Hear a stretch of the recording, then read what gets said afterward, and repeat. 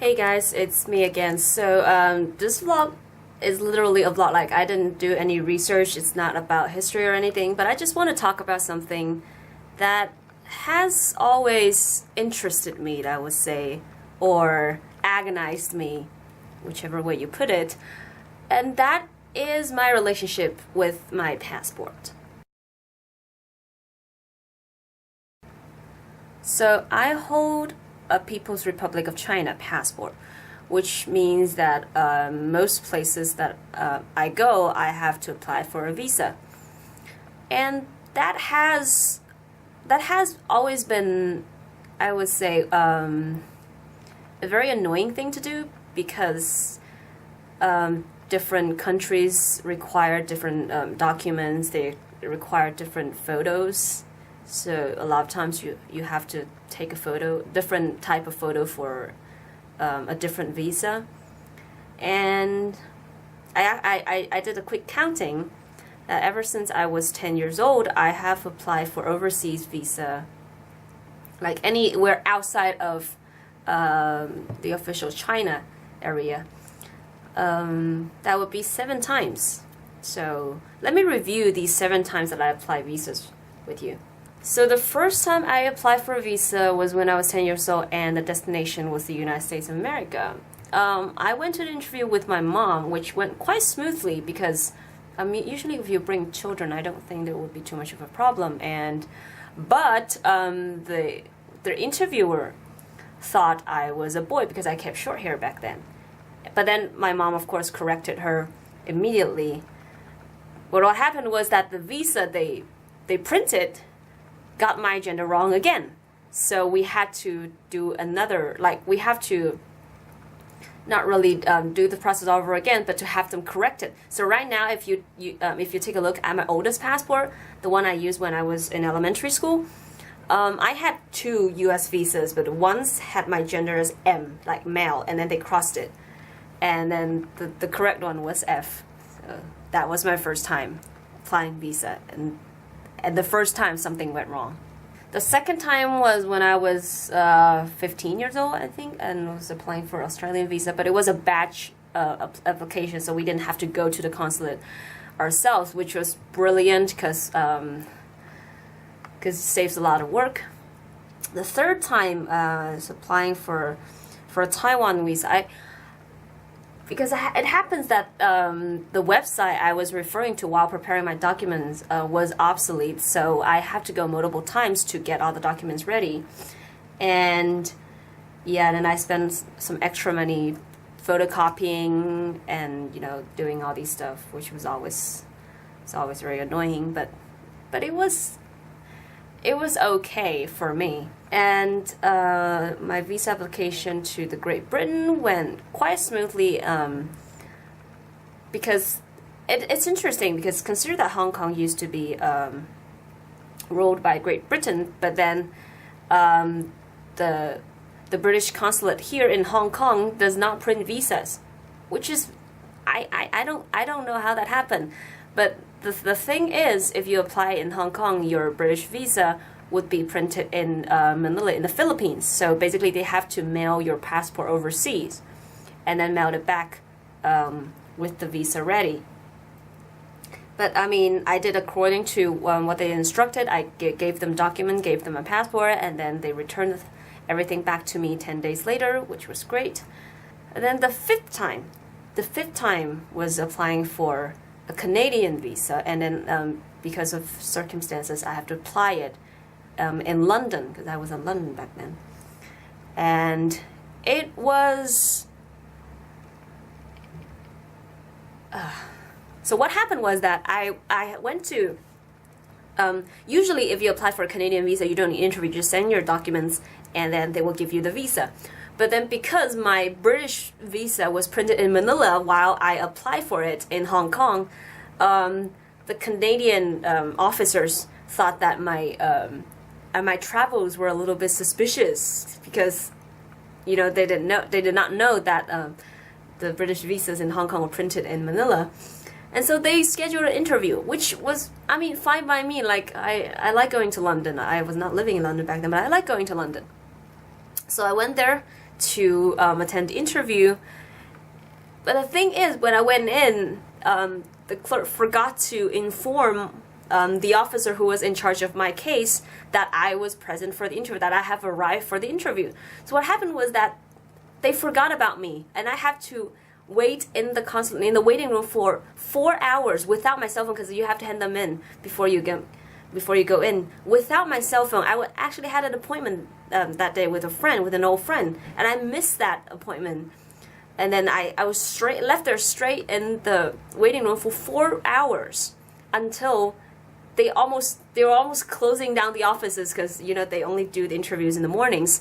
It was past lunchtime, and then I have to basically knock on their glass walls to inform of the officer, I'm still here, can someone attend to me? And then they were like, oh, we forgot about you, I'm so sorry. And then we had to proceed with the interview. It was horrible. I mean, how could they do that? It was I mean, I love Canada, but that experience really, really, really got on my nerves. It was terrible.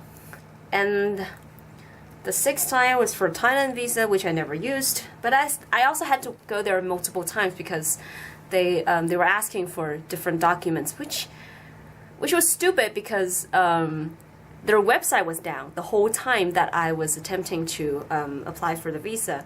So I have no official guidelines to refer to when applying, and so I have to refer to other online sources, people who have applied before me, and then their lists are not necessarily complete, or so, because I mean sometimes they change guidelines every few years, so the documents they have to hand in at that time may not be needed right now, and then at the present they may be asking you for other stuff. So it was really dumb, but I mean I got my visa in the end and it was okay. And then the 7th time was just last week.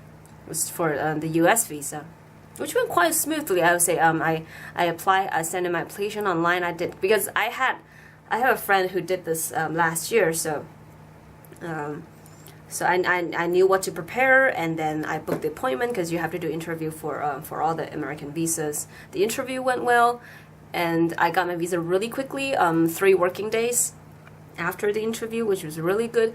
The only thing being not the visa's fault. The only thing being when I have to pick my passport up, I had a migraine attack on my way to the pickup place, which was terrible. Because can you imagine like having a migraine headache on the fucking subway? It was like I was not myself. I'm just glad I got home alive, because when you have a migraine attack, you can't really see that clearly, and then your surroundings just don't. Yeah, I don't want to think about it. Actually, it was yesterday. Yeah. So my point with doing this vlog was not just a rant. I wouldn't say that, but my feeling from all these years applying for different visas and all these process, these different requirements that I have to go through, it just, I mean, wouldn't be too strong if I say dehumanizing, because I have a feeling that, because the funny thing is, I have friends and classmates who just happens to hold a different passport, a British or Canadian passport or a Hong Kong passport, because the Hong Kong passport is different from PRC passport, and they can skip a lot of these process, because their passport granted them the permission to enter a lot of places without visa application. I'm not saying that's wrong. I'm just saying that our passport cannot show what kind of person we are. Like, it cannot represent whether we have, sinister thoughts or that we are a good person. It just says nothing about that. And to ask for extra proof from someone with a different passport just to show that they have good intentions to enter a foreign country, while others don't have to. I mean, like, how different exactly are my Hong Kong classmates or my British classmates are from myself, like we are just students. We want to enter another country for holiday or study for, these purposes. And yeah, I mean, it just makes me feel kind of sad because you can't help but feel that you're somehow discriminated against because of where you're from, because of what kind of document you hold, because of the political background that they assume you have because of your home country, that sort of thing.